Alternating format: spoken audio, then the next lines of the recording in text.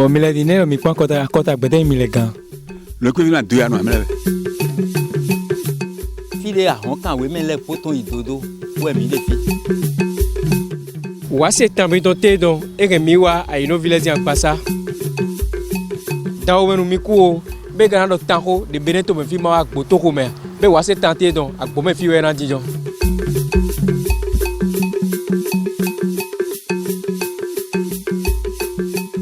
A komando mo ihome be mina wa la dato me bona goma kan fo sina dada ko de gbe jigla ala da ko lu mi ka fo bi to se ta mi to ko nu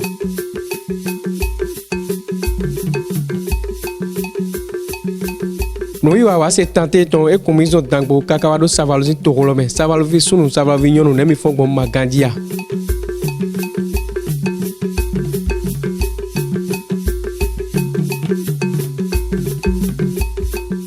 bon, il compte au à Bangba, où nous avons assez tenté dans le plan Miwa Dijon.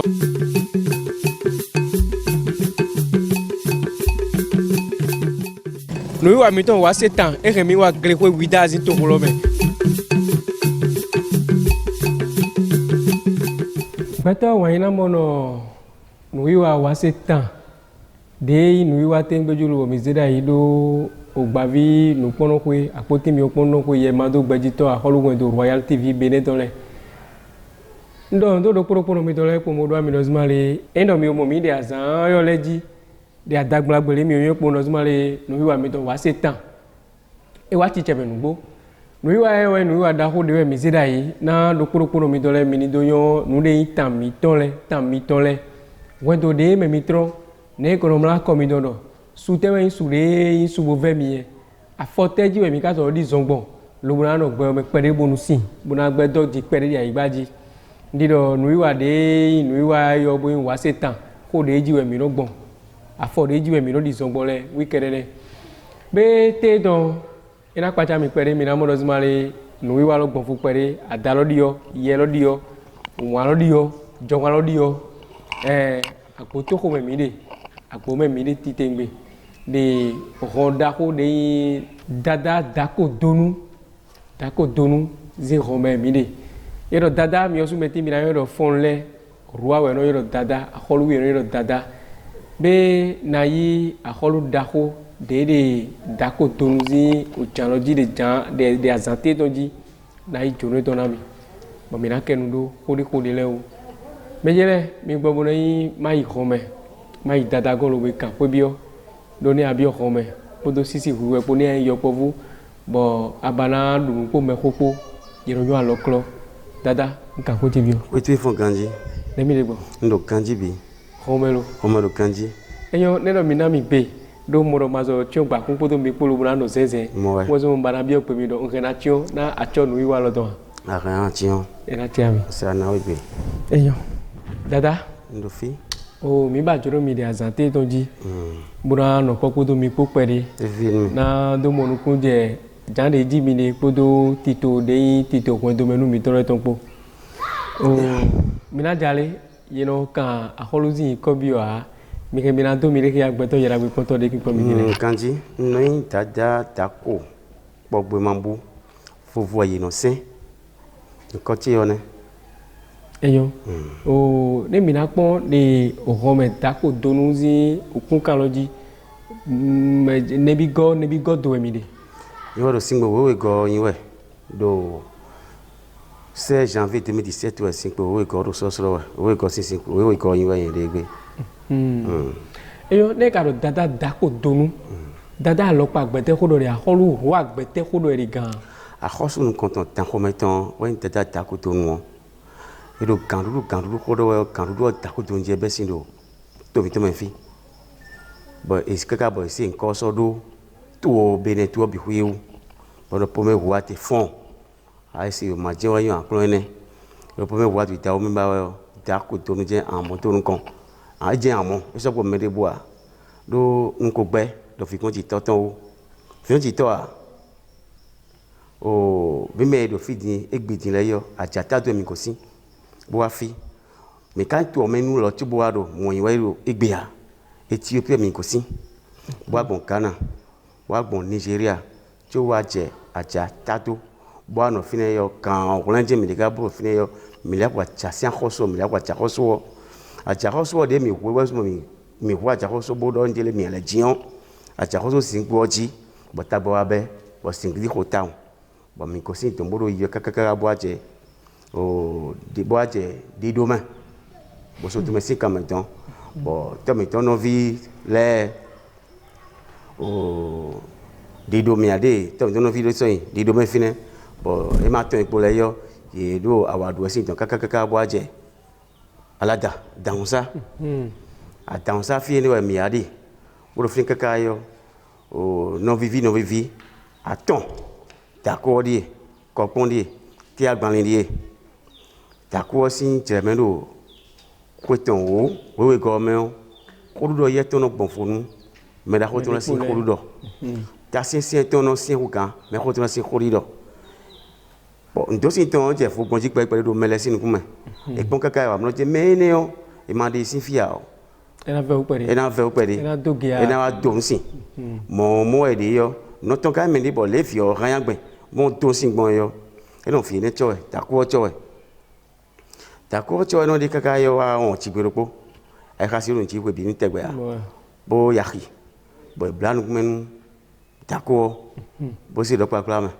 bo si to isama bo to se kaka ri chigbe we me mi do rulo chigbe we me to se si kaka ri chigbe we me no wa hui meto le ba kaka yo e mo je to e ba kaka e mo me ka chigbe me to le yo to we no eno nya ouais ya ko toji gboropo yo wa mondo do papa do to me bono dan o ti dan do papa ton e wa bi o me mo ise do papa so yan keji bo pon yo bo atun pon yo e wa igbeto je te wuli bodan bo kan to kaka bo e je won yan ji e won yan yo e me go mo je me ne ko ku aye yo ile asipari do njele me ko do e di yo le me mi se paton do e moendo chigbe we ma eton kwiton bolewa bo jona yin me na le mo bo na le wa to tuton ma le wiye me de kon de le yo ji te se pa bo wa bo kan bi yo je te le se pa yo ji de sin bo se so ste ko de photo ho ma ji sa ko de photo ho ma yo ye bakaka yo ye moya e si sa ko de photo ho ma yo do pa de ji mo de yo e si so de photo ho nu e we so be se gbe ti yo amo photo ho dibo on se de pa ho do alion tako dunu tako weso boje do proga sodo fodo holli nji ti ono fimbo awunya bi kwi e wa don meri de kon e de le do eje me go sinji bo no so nu fami ton le nu me de le na we men le ne ono so bi ah ne bon e on do ko de bunu ya ya do ye pelu ko don jere ti on fi mi go sin yo mi avole ko fi yo ye de di kasi bo do ai an le vole ko fi yo ena wa to tutu e be do o le mina yi hu don we di bo kriya kan pa ton konton ton we di bo kriya kan pa ton konton bu do kon ton puissant na do ido bi fusi ton bo pasati no poti men pouvoir ton o pasati ni no no konton be do e je yiji pasati ni be we me don mo re don we me don mo de o pasati pe poro yi si ton ka pa kan pa ton le po bo le wa la ta on sa fi gosin e wa yo me ko mo njele ko ton ko phobie yo me ne wa ko do ron po boy dion boy don ka wa bo ne to bo ton a jawu to ye e blo ko kan ko to na tombe we nen bo me ne ko mo ko ku bo ko le wa yo e wa lo wa no fre lo bo kuzuga bo me bi jesin senji me bi fu jesin senji lo yo e tasi ton ko ton do alada weke wo ti vi de me ko de boa eji ologun eji na inu kwen eji klochawu eji atinoto fi eji oton yo e tenemo bo le me bi o sin gbon yo e ba jo me khoton le de do fini tubo e ye le vo wa le bo tagba wa be bo sin ka bo e do to sin kaka we ne nu sin to sin yo meje no ku jo na yin hosulu to me de kon do ko ni bon si se noton na isa va wa eso ne utuo e wa no ton wa do ko do ne fo sa ne kaka yo e wa ple ko bo do gboro fi do po fi ado ko bo de yo on do we ogbo we gbo fi agbo we nu ye de yo sun kan de me wa no ba gbo we ni fi mi ko so mi ko so we gbo nu yo ene maman mi me do kpo ge ko gbo nda ya ayi no mi ayi no mi bi sin ajata to ton bo wa nte so mi ayi no mi je fi mi no pa che mi na fun ku do me ko to me fiji bo na pa che loko enu dako wa yete buka bo ajaholu ne bo ya sipo bo ya sipo bo ya ji o don fi ayi no ko go sin yo ne e wa gbo ko ni yo wa ipe bo e ne ko gbo mi lo fi nje ko gbo nji sin yo ne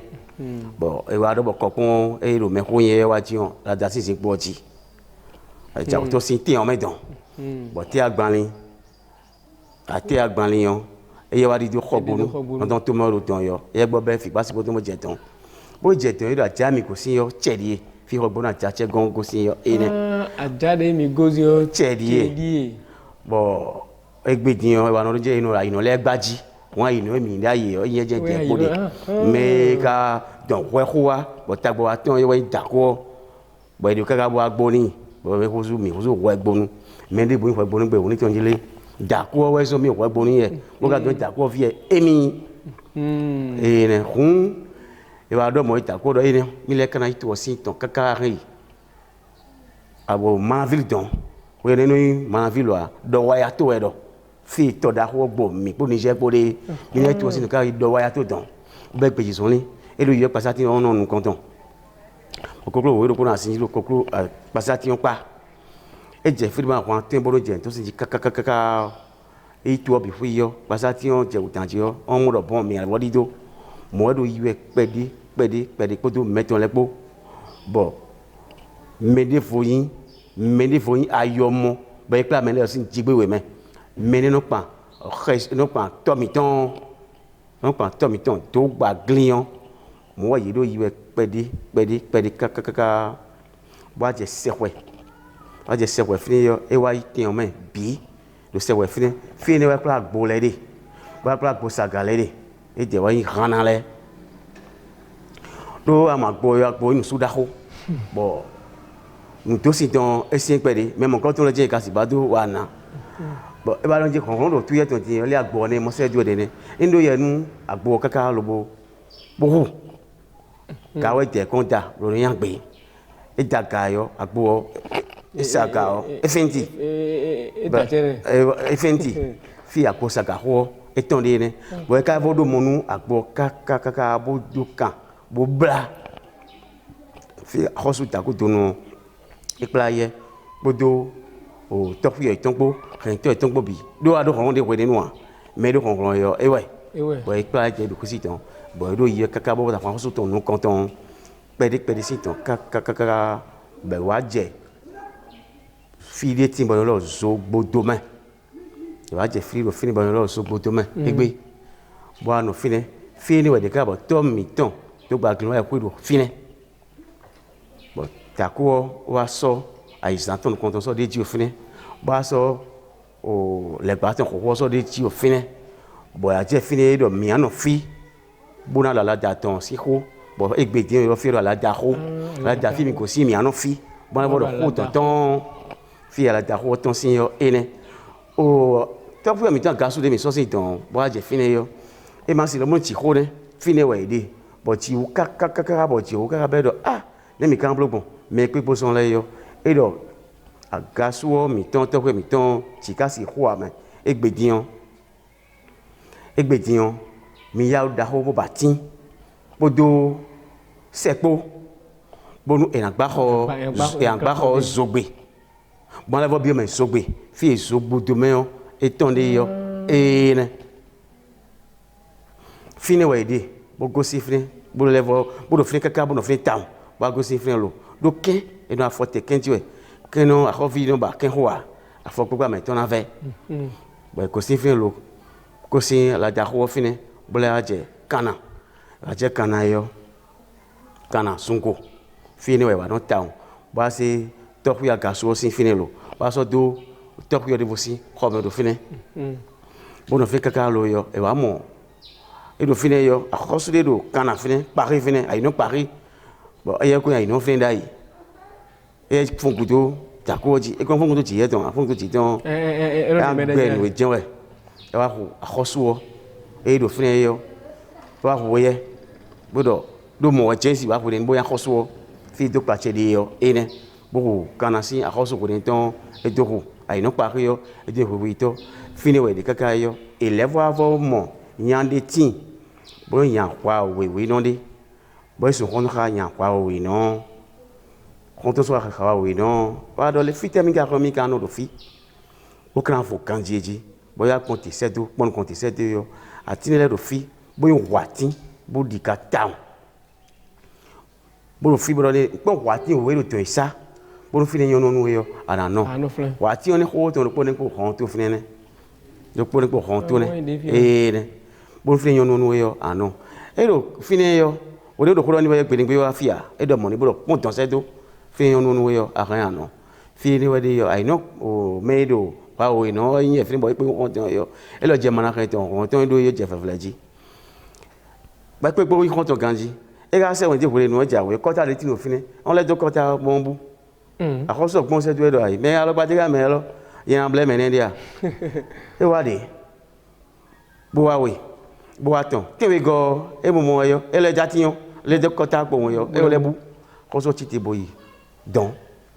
be kota kon bo san do kota o asan ton bo de be si gbe yo ko san to si kota me pe dia an ozu to wi bo mi asin ni eso an ozu bo mi asin fi eto yo Huawei no canton de yo ene lo nya Huawei no wo zo Huawei e go do kota lo ene wo zo Huawei e gbe di o me le do Huawei no to we Huawei do pogede yo ene wo zo to yo no mesin e gbe ba ko si ton lo bo a je fi bo do meton le po no viton le po do koné to fini fi de di e gbe di on to fini on lo fini do yo khofle me e kai me di bo e ono peto me ta ko do no me bo no peto me radio maintenant tout ça iton bois jeso e do pokete a jeso yo ai hon yon di ça bo ni pon to me mo pon to me oui e mo me di bo me sin yo non to kan mo ma me me ko fi ko che wala non to kan mo ma me bo so konton zo ton ai ve ko noté ko se vi ka bo lai atengo bo ni matin ko fi e wa sa de ko bo le fombo du pon to ko me kaka bo ko lai yo e ko le matin ba de lo kan de ko ni e fine kan ko ni ba di yo e do le mi ku san mo bonu kan ko kan de ni yo lo fi yo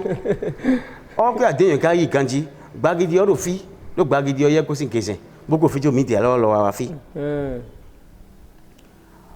gan won do gbo je sun bo gbagidi o ye sun sin den bo a je fi e o gan won to ito me ton bo na ku ye ko bo a je gbagidi sa va lo do ne ye ko bo a chi fi wa we fi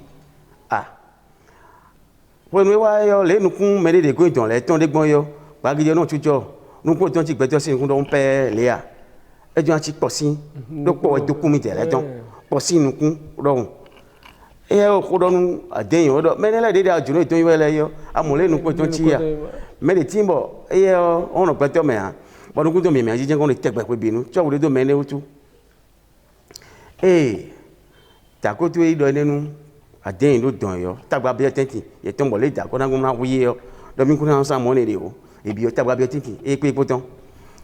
o de no bagi to do manjele a chonkwe le ano ni ne mi oru do da yi yo e ma se e di yaji le ne ko bodo ni ne bo takwa poto adeyin lo ka mi 600 town lo aja lo ko si mo fine e do de le ba wa yo takwa ko gbe bo wa bo e ye hun takwa e je mo tiji bagidi lo e ja tiji no ji ta ko ka ma ye ka ba lo tenti to an ka ma yo da go to kule aso bo kule ado mo ni do jile da ko do on se fait fa si se wa ko ti da ho do to e me mi de fie me na lu de ji we roba e je fe se ji bo ja ko da ji yo ta ko to yo e lu de ji tin bagidi to ka mo do jile mi lo kun no fifa de o e kin pon wa yo no kun ya to mi an koropo singidi ko lo wa dude jibe kan to ni yo e ba to joni e yan gboro kaka bo kan ko tan gbe fi ye di so de daye bonu e je fine hwire nu yo e je won aye e fenti bo bubi bon kaka yo e khori do ya e po kan ton so e mo do e so e di le mo e mo kanji a e kan kaka ta ko no be bromo don kaka ta ko no be bromo me de kati mo yan ko da yo yan ko a lo ko no we sin beaucoup yo to yo bo inda venon le je de lo ko ko sin ti gbe mo ko fi ko ju ta ko lo le amo do fi bo de le no akanton le e gbe diyan et dewa le gbanon tako ton ye egbe mene poto tako mene wa bo gbidi o tako ka du ye kaka bo ibo e ton bi e ron ton lo pale e ye bi bon ele ron ton mon ba won adeyan ton poro gbagi yo ton po na gbag o akoto yo e wa mo do njele tako ekpoto ateyan po den gbagidipo dabu fivo kun soro tente ton mo no iba wala lu ti bi o tente ton pepe de yo ah akoto aro yi wa mo do njele tako ku rese to mi ton boko pla me mi to lesin ti gbe we me boko le be afi me me kai mele de tako akoto ro fi gudo me yo e wa ko sin fi ble ji gbe we me ton bo pla me de hulen kan le bo be foto ton le bi bo so aro fi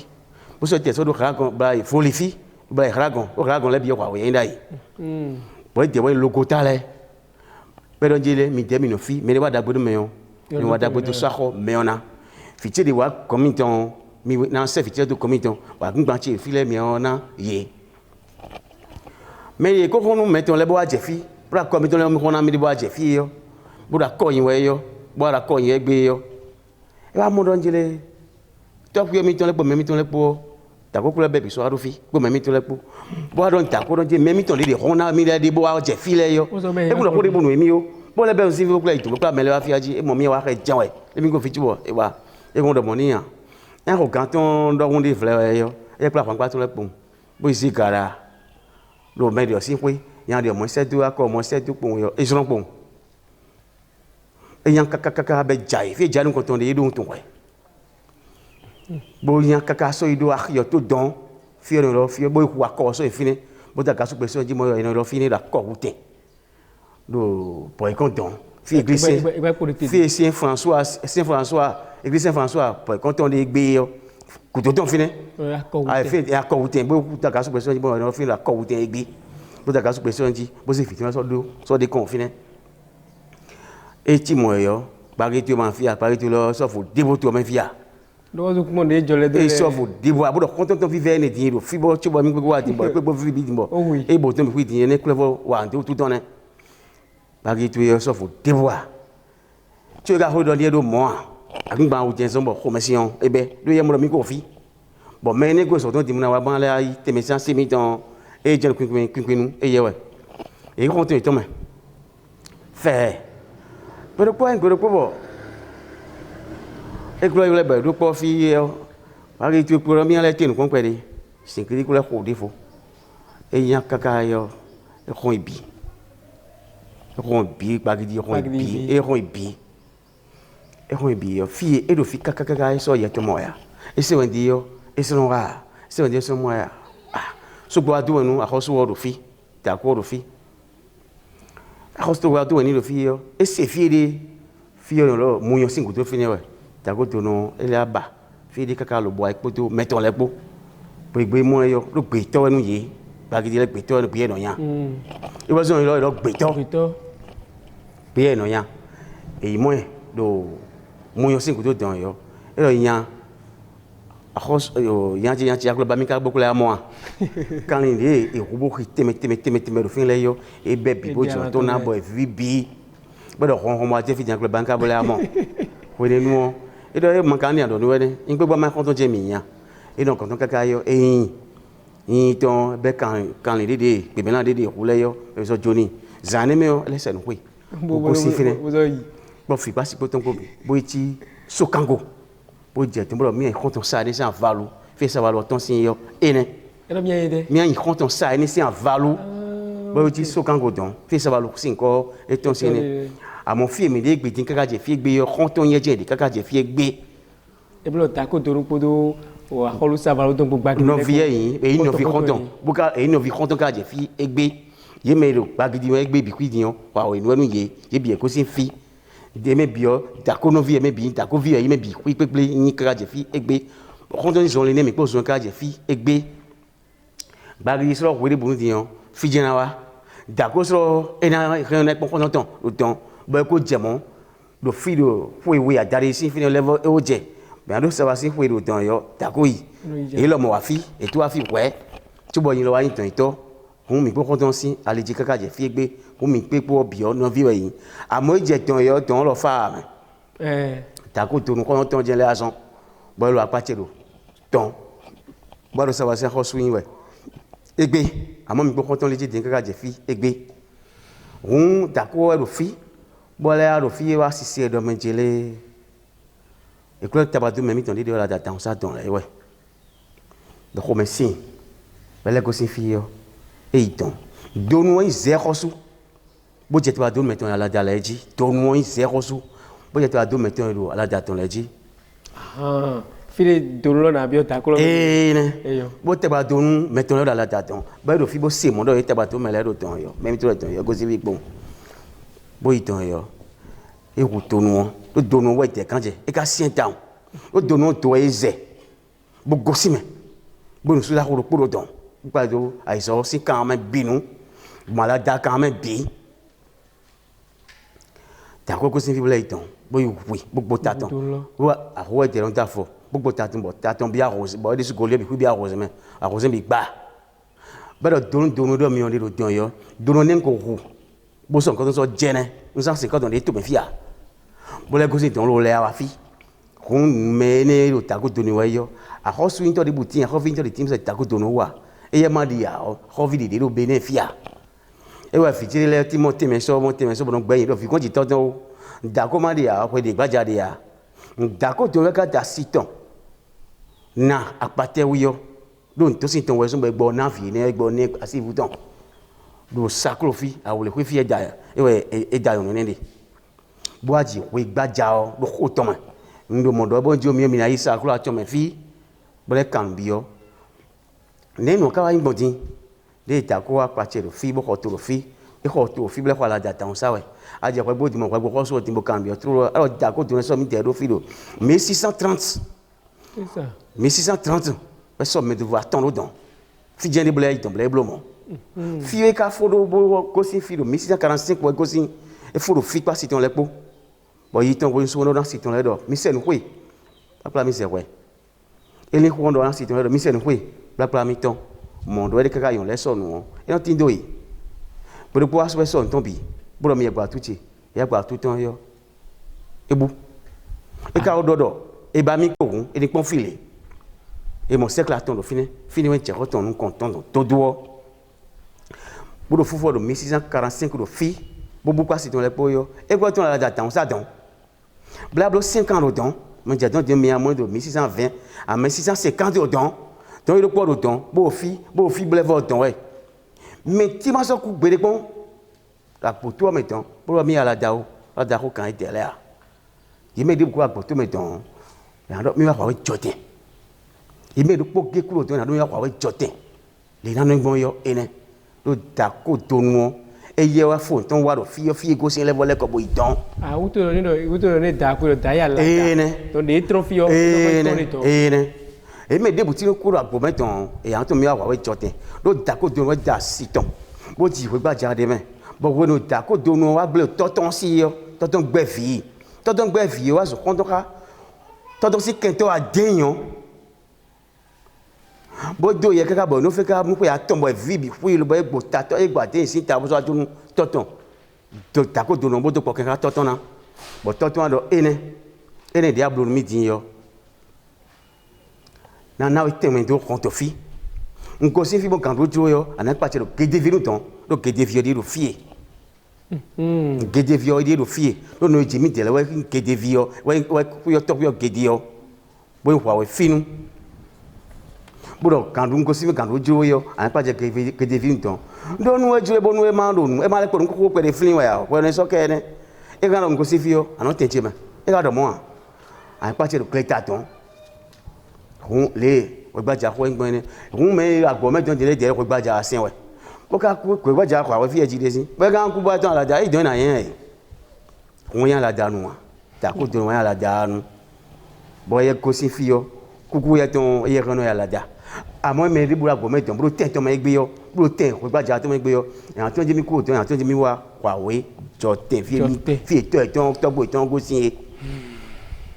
on to no ti pe do fini dada mi do gbe na mi ti tengbe mo na gbon fi mo na don to gbe to yera gbe poto wa se tan si o gbe to tengbe jule donc to mi osu metile mamodo zumale cambio wen kwedo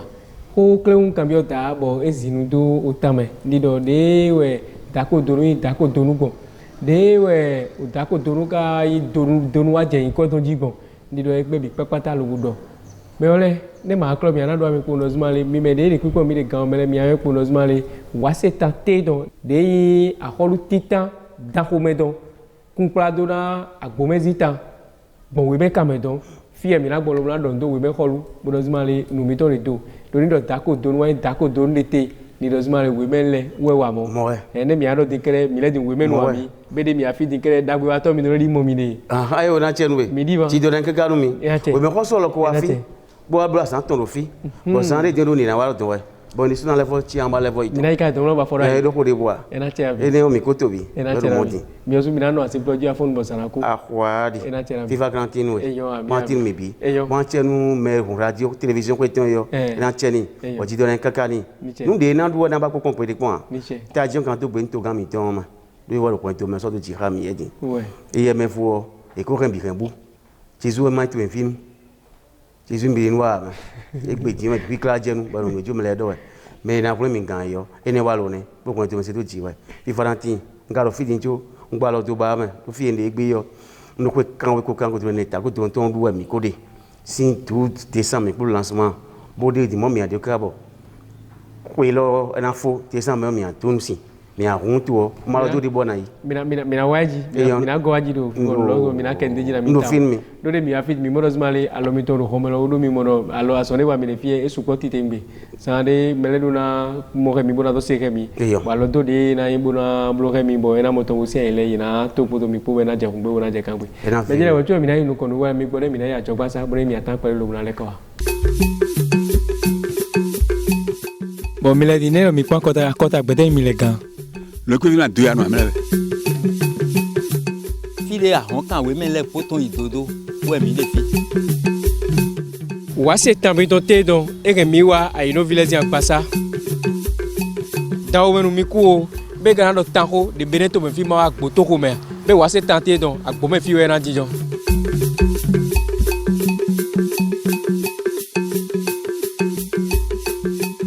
agomado mono ihome be mina wa lada to me bona goma kan ko sina dada po de gbe jigla alada ko lu mi ka fo mi to se ta mi to ko nu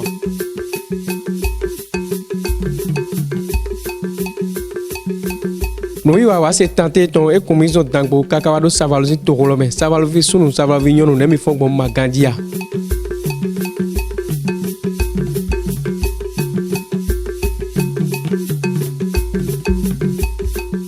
bon il compte ko me agbangba ou nu iwa wa se tenter donc e plan mi wa jijo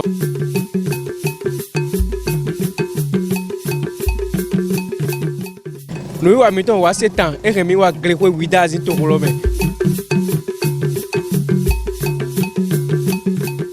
wona igbato yera we ponto Royal TV Benetton donc do mi wa ro poto ko do mi do zuma nu iwa mi ton wa se tan te don we de nu ko yi o mi osu me ti mi mo poto mi podo achopo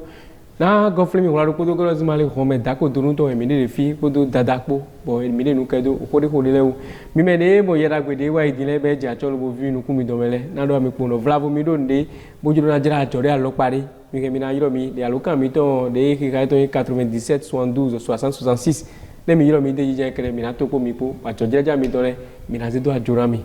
me ole mi ku do yera gbe ku ko dada mi kukale mi kukale ena chera mi do o me yo te je ka so do se polo kan tan hobio mi kudo nu timena me zande de ko gbe mi do zimale ne do peto de agbo me don le be do zimale dada de be fon don ma do zimale dada i ma do ya lada le pon gbe de mi ya dada wa jodonu edo jote to wa we yo eyo ne mi na ko re tedi o kan chicha tewe don o dako donu podo gbeyanzen poropo dako donu podo gbeyanzen po dako donu fiton wa gbeyanzen si vivu viticleton wa gbeyanzen yo do dako donu e wa ji we gbaja e wa ja kaba e wa ji tasi rangbe donc menele bi ku yo kan po kaka wa afro gbeyanzen yo ji mi ano jenu ko a holu tita de to evito kele dako donu we so po me dibuwa e po bi hu ye wa khosu do we gbo no sinpo we gba ja tonji amo dako so e khosu bodo net po net me do konto fi Contofi à peine 100 mètres de contofi, ouais. Bon, on finit quoi, finit ça. Bon, avec des gens, de quoi aller. Bon, mais filles, dis-le, puis si on regarde déjà. Asia, bon, maintenant, mon regarde, famille, on va dire des dons. Et non, blême, mais dit. Aya, bon, mon regarde déjà, Paul, assez moi. On va dire, Jean, va voir, c'est moi. Donc, on va dire les on va dire, bien fier. À gauche, moi, j'ai aboumé, donc, trop, disons. À ça, mon regarde déjà. À moi, mais, puis, donc, non, puis, mi regarde déjà, vie. On va. Donc, mais, pas tirer autant. Bon, une fichier, et c'est un quotidien, mais, puis, autant. Et puis, un homme. À moi, on va tout tirer au meilleur. Mais il t'a coûté un bon temps, bon temps, à retour meilleur de 50 ans. Et ma gars, c'est que on a des mais bi complet pour bien manger tout les temps. Moi. Et quand on tourne, ouais, tout ouais. L'autre t'as commandé à refaire des dia. Faut pas dire, je vais gâcher, va dire wa. Beaucoup de gens va dire que des bonhommes, je me va dire c'est tout. Fien tu t'entends ya. Non car fit intro de physique à Jimmy. Bon, si vous faites quand j'ai assuré. Quand il y a assis dans un vieux tout, prend dit d'accord, m'a dit tonton. Il dit bien. On est tout dans Dieu, on va te tenir mille minois. On va dire pour dire qu'on te fie. Nous demandons à fitia ou un tout. On va dire pour le fi. D'accord, à cause où est Dieu soupe. On doit dire qu'on va dire à notre demain. À Kabasi, on va dire pour le fin. À Kabasi, on a qu'à vous dire fin. Bon, il me sait d'où est. Akaba ko yane do fine si. Akaba ko yane do fine. Aya si akaba ko don di la gome don di mo ko to e do fi azi mo don a. E wa to fi bo ti agome don. Do fofo iton ko egbe don yo. E pla yi te bo ti e na pa ton ton. To iton to ide ton. E do no vi iton ye yo gosi fine yo. Akaba je fine. Akaba je fine yo, akaje wa je fine. Da si yon wenda. O da si wa sa wa gble gon yo. Et oui, na tono,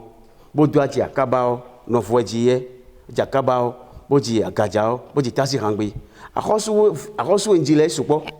Didi do mena jile, emina itu osi don kakake do ato don yo, nui modien. Nfito la sin ko je pe tu o me bi kuye. Eso si bugbere a.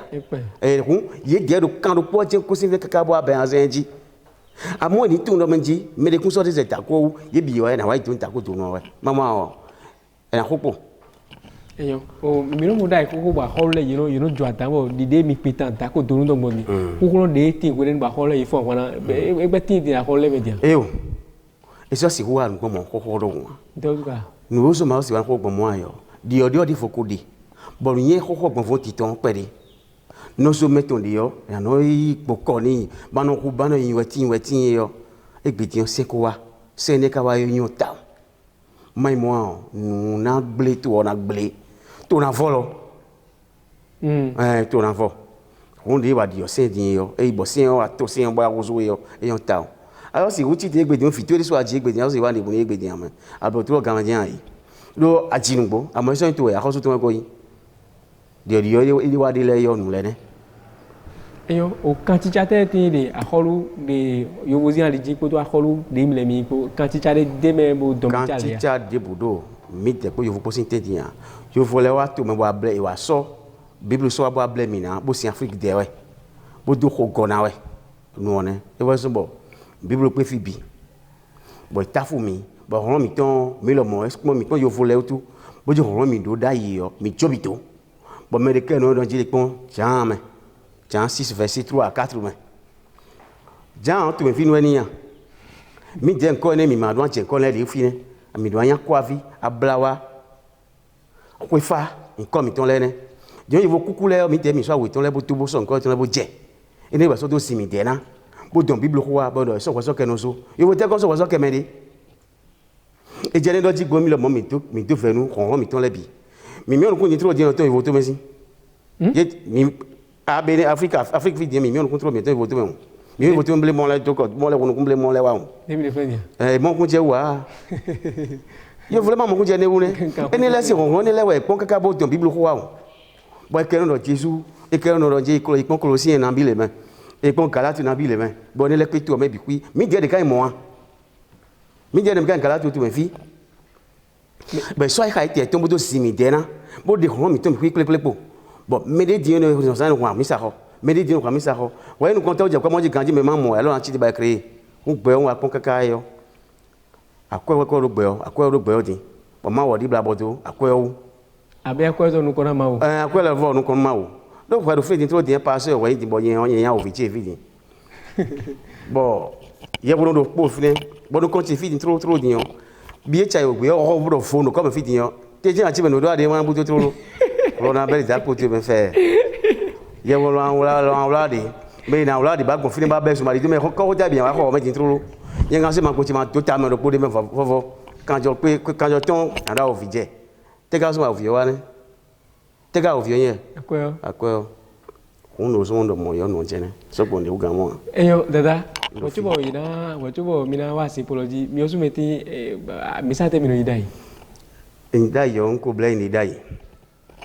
Boyin kaka boyin enfant du corps, boyin nous bibon xalé tu bon quelque dit. Ya ko xane ka wa je ko lo abutomi. Wa be la mendi wa blé. Ndo yine ye chono le voyi. O ku bibliku. Ha yo sole. Encore ces frisiens là. On a besoin de personnes si kaka personnes pour que ben et ouais ouais kaka na bien radio de millions tout moi. On mouvement y on nous bomber bien bomber. Nous invitons mais globi. Et va boire ba bokono. Boire bokono comme bokono c'est fa derrière. Tu as donc nous bomber va dobi. Bon Jésus a joint dit moi c'est pas comme quand. T'es on va ni connaître nous. Betin de mboa son kuje na kuge inde so globi woni so ngbodo mangbo kuje bo faka do kisi bo do pe kura ti wo ajo bo do mo kun yo mi mo kun je ko bo ko ron kale foyi mi ton ta mo papa de bo do le ma oni wa bo nu e kokoko o yan do po bo do safo na bo nu ngan le ebles kana se ne bo nu kokolo ku wole ina gan ko manga ku wa ngo si gan o on conclut pour venir xoxole nbo xoy content yo e ronga bon do Jésus so métier dia do ya tu finwa amulo ka fi di so me do ya le Golgotha fi di gogolon le do le Golgotha fi di gogolon le do do bon mais tu dans les jomele e jo mele do ba ronga fi yo igbo jo igbo bon nsa foti e xo kokolo bo sa fo na so jo to le gba kokolo ka kunugbo o le no nja mo doji fi so mo nton won ne fa so ko invita on so xa wo di bu de mais do na be radio ne no bu do mi bon tout bon asonte mino wada ko oh il y a soit pour que plan pour la pipa ouais oui diplôme le 7 ans demain mais le plan à mon on a dû toucher les 5 coups toucher le programme toucher les 5 coups la masse côté da son gbegble 5 côté ba son anglais no ya gbedia mais en quoi faire routine mais en da façon mais non blo de gbedia et on va na plan mais na conseil mais ti mo ani le bo akonti no na conseil do ma blog gbede o do gbe nu de nu le yen gbo ko ni nu yo ma o mi kan ami yo ma we ma wo de Jésus o ma wa mi ko mi an do ko Jésus o ko do won e ko le so do won Jésus o de l'idée mi do fit mo me de plan fa bo tun fa o gan me de yo e we Jésus lo fa plan de Égypte fa plan bo fun pa teme le bi ku me bo do konron pour de force un bon bouton pour mon domaine de film des millions de popularité bon tous ils ont l'air mon domaine de popularité le film il quoi ton a dit de bon pour migrer mi en photo non pas tiens fi te ba be dindi yo non ne te ba be boy do mi en wije wa wo de ko kunje da fo me ni bo so pe ta don pe ti bo ko kunje ti me e ma ko ni fi e fi so san bo ko deji so do fi bon lo 120 ans tu wa ku bo ti vi aton lo popo pe ne no do dia ma si ran di we ne fidèle na kala bi we na se bi do ba mo mi na se do na numéro de WhatsApp na se do ndo ko do po won ya Maria Jesus si o no ya asido e yo vraiment mi pe do mi jija do e ko de man mi pe do mi du le yo e si ho do mi de gbe o e wo so ndo gbe ta lo mi to gan mi ton si se bien so po de me a su si se le bi po mi ama gbon to o me akwekere ba we de le de boka Jésus buru peto fi so do bloqué na teme buru peto do li aguna we meta so do li aguna we boka mi de le gongbon we boku no je so bon le sun a officier do e ka de o kaka o si mo no de mo do asi na mo leku e so ise ko ya me so me no do ko jo ko debu a pastor te ka do fi bon mo kaka bon so to ka e do to gbeglemento we ko gbeglemento we se ko mento we be ko kare boina a conviction nous cambions et yo wa mamono iton le wa mamono vile wona attaquer iton Ban bon so ko ta ba tian kantro ba sa. Ma ri an le wo do yin do asan gbe jo e je we ma wo wa. Be la ko ko ton le pe jo yi. Bo te fi ton na do privé da ko lo yi we. A mo singbo ton le bo to se ton le tete mene a. E te ka fu na le vo to ko ve. Mero ko sen ha ni oti. Nu ka ma wo e ka tun kanjia. Ma wo e fi mi to mi no ji le. Ko fe di ma wo ko yin lo yin sin. Do to tu ko no to pe ma wo ton fe di pe sin. Ko do ni ya tin gba wa yin ma. Ko te ma wo ko me wuli ba ko tin tin bo ni pon. Alo ani tin be nu pon, ba ko ri ton gbo. Fi te pe via ji yo, ko me be wuli yo ni an ko kanto, so so e do an dam no ya. Ma sen to de ma fi bo sin ho me o ma. Do ko jo ko ya bo do ni o sen mi ya. Na ko jo ko do no yo sen mi ya. Le no ka de gbon do gbon de. Nyon do po sunu po e ma wo ton. We ma we peto vio. Bo mi te kan ho do e ma wo ne. Tu e pede ya ton pede. Ma wo ne. E même yo sen ne. Ase ma wo de pon pede wa. Yen se ma wo de pon afitile wa no sen on. Ami se on ti ton tro no susu. Che ma wo e do mi se on ti ba so ba no ke ja bo so ami se ni mo ya. Bo me kai ma wo. Nous cambions ici. On a réponse mi bo. Ma wone vitouene via djene do annoncer ya wa libona mais de kosi donye to ba to do ba vitoro na ko to ba patoni pa sama jabon we ajema ai bara bo ko te no ka ko kam ko to ma wo pe to ko pondo mi ma tu ko de ne yo voulais ma ko mi pe donc mi so bo jenu li do jipon bo mi kan do we mi ku jenu li do jipon bo na do ko jo ko to me no gbe mo no jele Jesus do le ko te na lo ti ba Jesus do ko no egbon si vous me mettez là, kaka jefi ba me bi o te pon din yo wa pon e wa fi gbeje prophet an seru to ye ko ma o di mo fi e do ko te mo wa e wa gbe yo pastor les soins gratuit ndonde akwa ba je de kan pe to ngle e wa di mo je to sin ji o je sa mo kwa ndo mo di no je na sa mo da kwa u di o fi din e yen to man ko me din to bo nu kan je wa ji din o te ka don wa ne akwa ko nǹkan mo ja wa fi gbe san sa chi mi gbe loko te ma yin de fi gbe na do yin wa pa ti ohun o fi wa ma ko na e parfait Jesus wa gbe tro parfait en seru lo ya mo ko din ka bo nǹkan tu me nǹkan tu ma wu parfait yo tada mira yin ko re nu wa lebe ina chera mi ku je to nu meti me na me ku je to me do wali nkan to don to pe to yara we poto royal tv bere no dere pugbo mi le alo ni wa se tanjile te di un le ke te di mi no mo a hole supo me ne fo mo no fide bravo mi kan fla mo me jile ina ba chane jibo jinjo bro mi osu mi ya holuga holo de jano dogbo dai wi lo jane dia ne ka gban holo ati mo le te di me ne do le bijan ya holo ti te ngbe lo nkoro hole no do fidi bra ko ro le bi so wa bro la ko ya o fi nu ko ton pe oton bo ma wo di bla le vodo ko oglo egbe e wa no bi hu so wa me no blo ga ile me le ko buru to gu to bro wa bro mo ko abi no gbo metale bo no 100 millions kekete le yo ye je ko ni le mo ji yo e no créer en kwa ngba bon jaru bi mon khlo je mi majesté mi akosu mo ro to me din egbe ne amo to ga mi ton den di bo ama to ga mi ton dada gbe ye wa yo e ton le bi e bien blo do ba vo bi voto din fe do e blo ni yo bo je to gudo on da din gba mo do mo ko na bo do mi ruwa no e ti je to me le yo nu le jene e so ko de bo a akoyin akwa Dominique be yo akwa di bla don ko ma wo din egbe e nu ko na din donc on exemple do passer din ye yan ofi ye ko ne ye ko to do ye me pro ka bo to ye bo ne yo se ho na yi wo so pro ye bo no ma aso na mo mo ko wo so mo to ye bo no ma wo me ye bo no ma e an do ma ho me bo me na se ko wa ma se ko de timbo dia ma so ba ko so me yin akwa wo so e ma so that's all mo we adese ma ka bo do aggregation egbe yo asi ti te gbe do jine na yi ye bo no bo ye bo no hon secret we ndo ko ma se ko banu yi o ma do le no de gbo no ndo ko e yo ne mi ze to garo la de mi osu me de ya holu titengbe bu de jande ji do yi do tako tonu de bene to me fi de togo do me bi yo ayi ho be de to me fi je kre yo plota ene je tata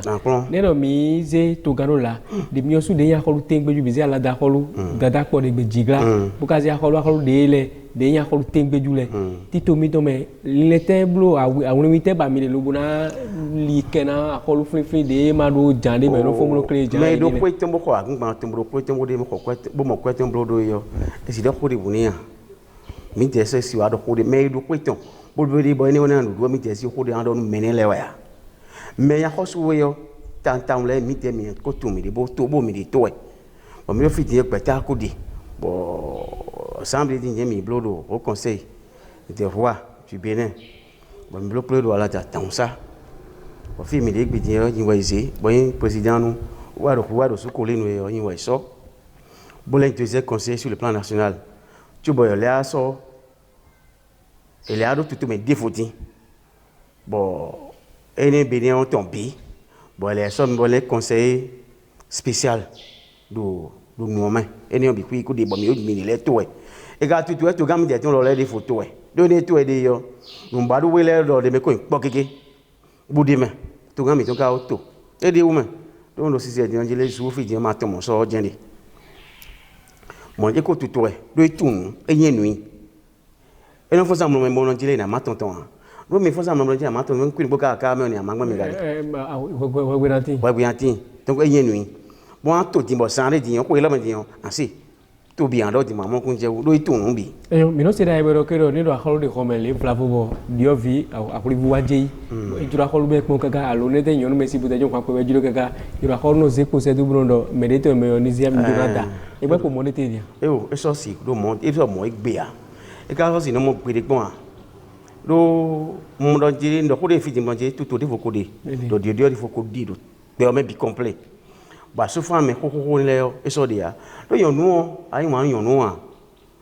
we so na do ba ko yonu mo ko yonu mo na da a fon yo ba bu video no so ko do ko tenten na le a mi se di intro di mo do blo mo di ko so no le mesi ko nu ne so de to me di mi ka so ba mo ko bre mo lo a de mi de fe ne no flavo ka flavo mi de ibo mo yonu be juro mi ne mi am mi ado te buna ne mi na blo ti to te mi so blo me no ne juro mo juro mi na da ne na se me do piton ma ndo ye mo yonu be juro mi yo na se me do piton ma na wa konche bon ko na di pe e wa ko me na se won do yonu gbe me bo na wa o so na se won do meton le gbe me be na do khoton bon no fi din to le ja se azambi de asane de wa fi di to fi din ko ja se azambi de gaga don le fo gaga don na ko de bi body do ne o yonu ko e di en ya me meton ko ga to mi si ma me je se do meton le gbe me le no wa gbon yo ye ne na to me le kuto mi tan me le fi che gudo bo jan ta fi che le no gbon ni ko to fo ti ton fo bete ne ve ta ko mamla we ne ve ta ko to nu si file no ve mi le yo on su mi do pon podo won do mo mi a ponu on ilo mi do l'envia nu di fo no jo to po to ku mi je le ton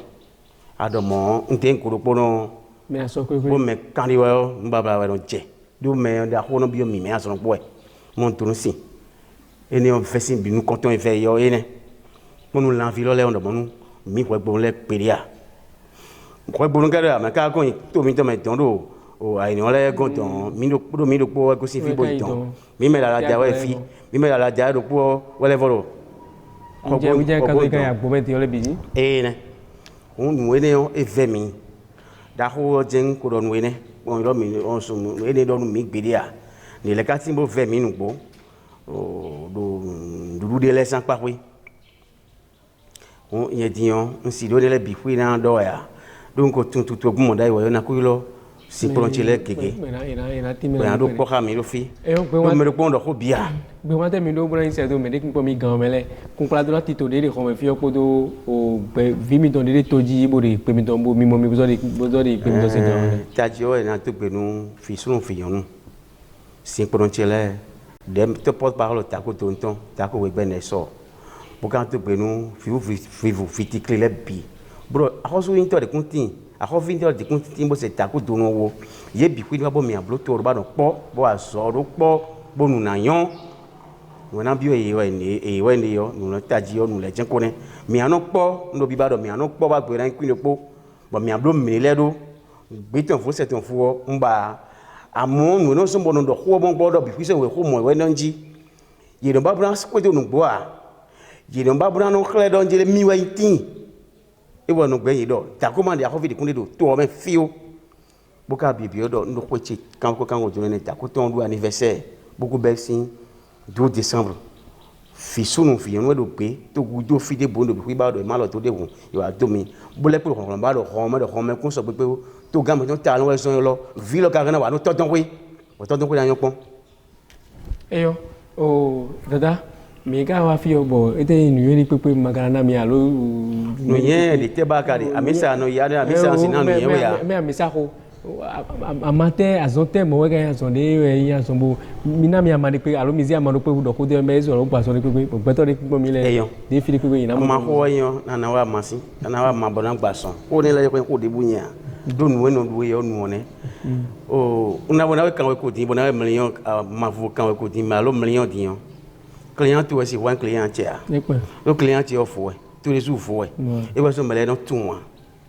bon do abia mande me di bona do nu ye ko me di yo ku no boni ye do na mi lo do kaka bon kutiji aka mi lo no po ti mo jalo pa ti no po ti mo asiti o ba lo do le devo mo je dire bon devo ko ka to mo comme janje e jalo ma je ko ba aka ko so won amo kekiton alors pa ici nous ba de flafo yo o ando mi si na je ko lo ji pon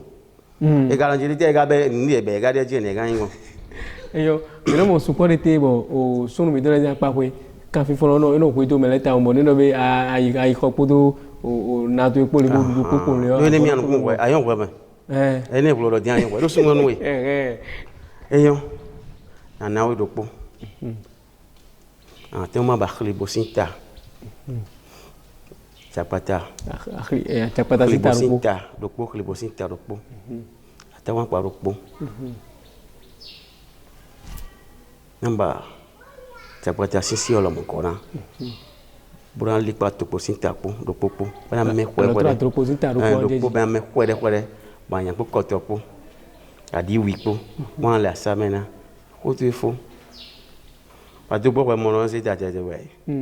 don gba ja wi di bo ye ko lo bi jane singidio jene ndo do po ame singbo jene we nkule no wa ye men gberi anu dati ma gberi po mi do chapata sinta ro po po si eton po bo kana ba lo tro atropo sinta ro po na jeji e fo ai to je ba ta kwa paro popo ta kwa paro po na je be na li po bi bra isa mo adi bi o te bunya bi ko bra se ko bo job o tre lu ame mo le asame tu na ai o le be wono kan furi le mo so do chi fine ale o fo wono so on do la samena en quoi mi tin trop bado hoso na nda horo bo ne de kuzo bi pata we ma zi ya jiro eyo ne no fla bo mere jano la lo buna kan ko bi alo fimi don de ri kunpo mi gan mele ye jiro no la lo buna se kwere do buna go alo na gba ko lo medo o kika we me lo kan ko ne ye so mo mi 88 17 18 89 28 97 31 97 44 de je so mo mi de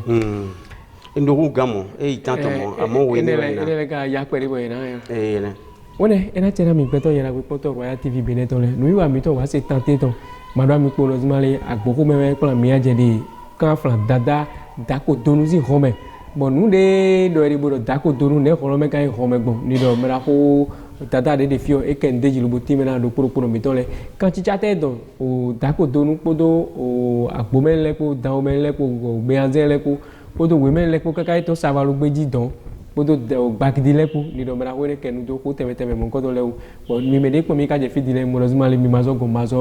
mase mi se ni do rozimale flavo zo ko de je kere be mi mo yiro mo wa home lo wa kan de po le bi o dada go podo tito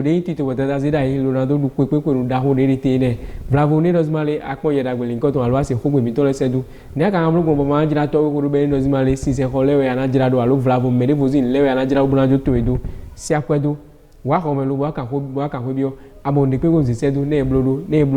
ni do ku victory ko lo me file ina dona hosu de fili ade bi papata be bravo no wi wa yo hosu meti akpon lo be jiro wi baba rozimale ide do se ko lo bluetooth ko to ko do alo pare ko agana yiro mi de alo kan de ki 97 72 60 66 no wi wa se tan yo mizira ina nu de ho do menu mi to le tan mi don le akom lamla le ne mi na blogo mo tan mi don le ma da bugbe alo teju mi ka zo afo teju mi di zogbo logo no gbe doji ni do no wi wa eyo weno kenu deji de Royal TV Beneji to mina ze boro fule bondo mi rozimale eyi gbere bugu mina pe dada